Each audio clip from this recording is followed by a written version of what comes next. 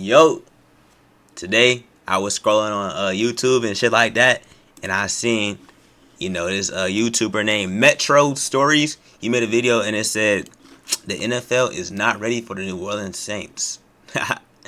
And to be honest, I completely agree. I know how I feel.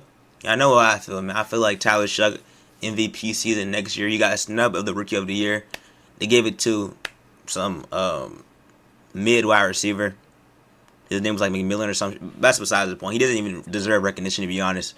MVP season next year, we should win the division. I ain't gonna lie to you, bro. Who's our competition? The Bucks?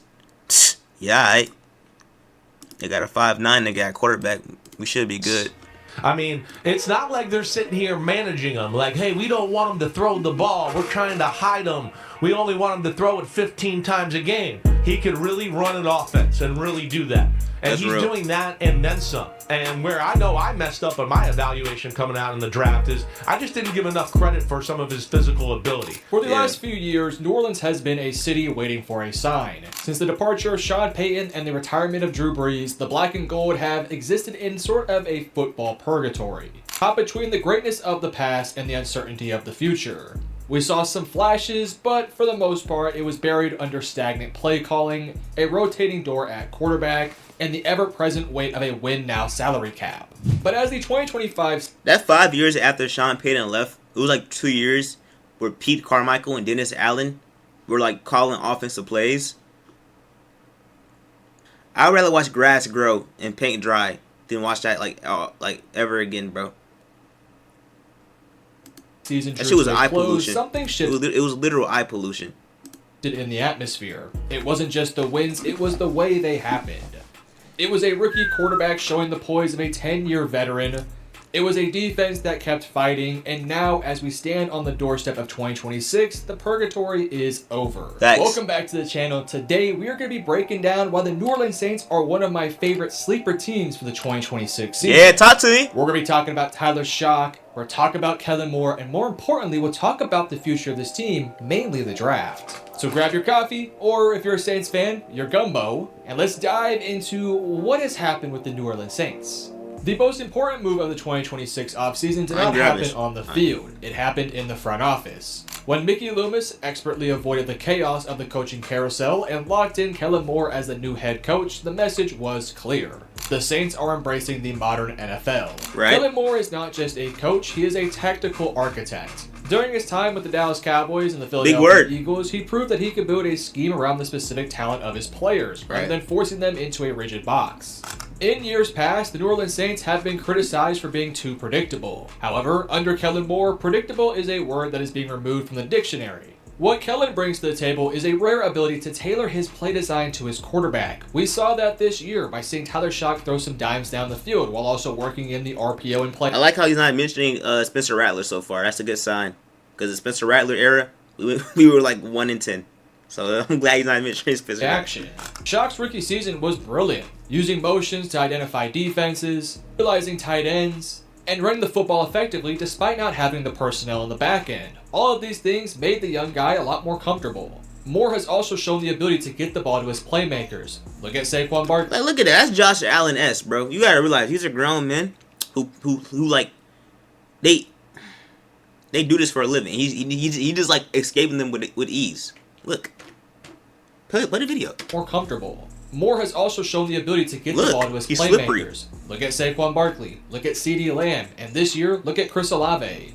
The Saints now have some stability at the head coach position as well as at the quarterback position. So, let's talk about the kid. Or, I guess not the kid. Let's talk about Tyler Shock. Yeah. That nigga ain't no fucking kid. 30, Shock, 20, Shock, 10, Tyler Shock, touchdown for Tyler Shock, running the football all the way from 34 yards out. When the Saints drafted him in the second round out of Louisville, the national media had a lot of questions. They saw a guy who had spent years as a collegiate journeyman bouncing from team to team to team.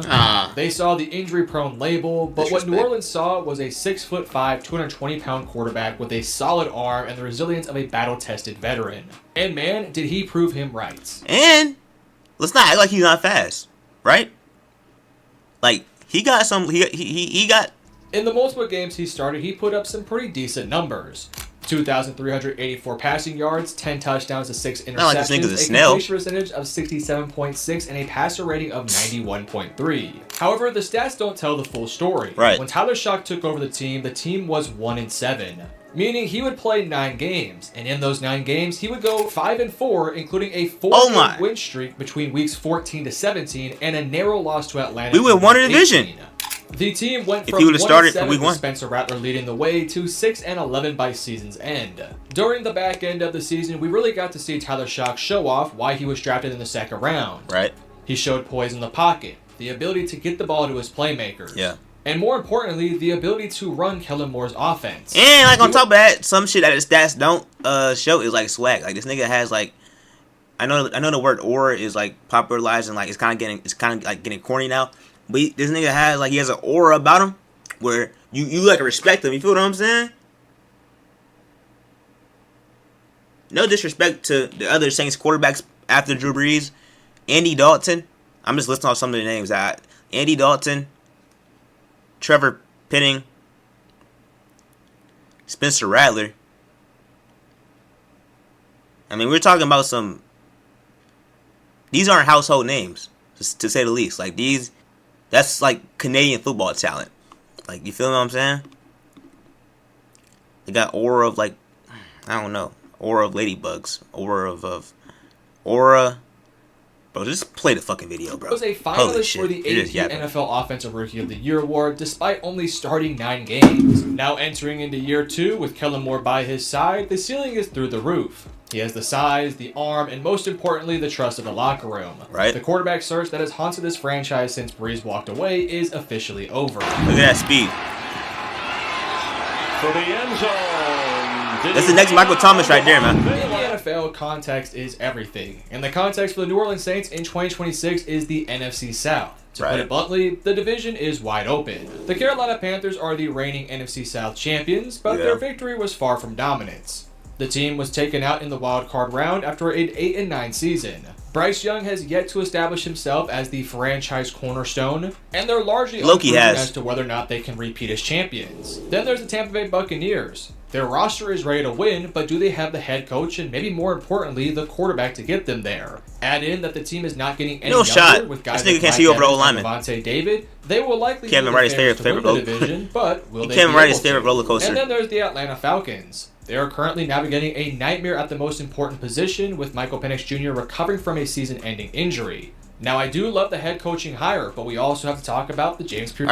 If those 3 teams are competition, then you can go and wrap shit up right now. If you bet on sports, go ahead and bet we're going to win the division, bro. It's locked. Junior effect.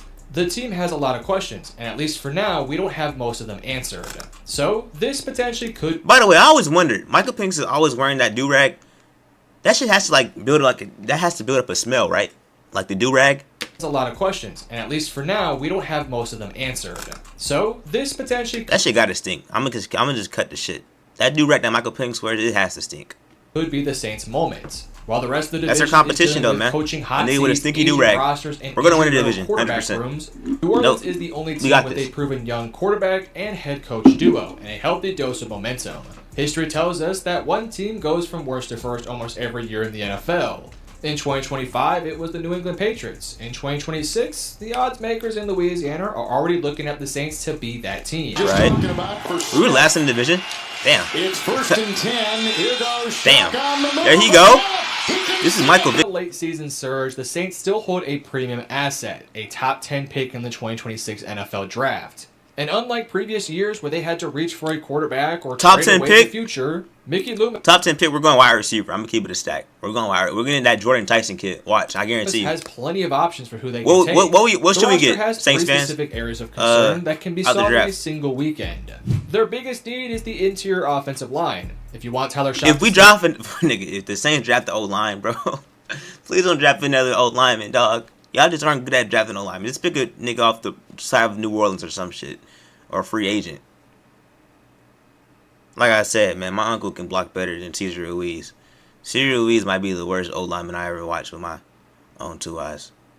And it's that bad. I'm not sure how he's still employed.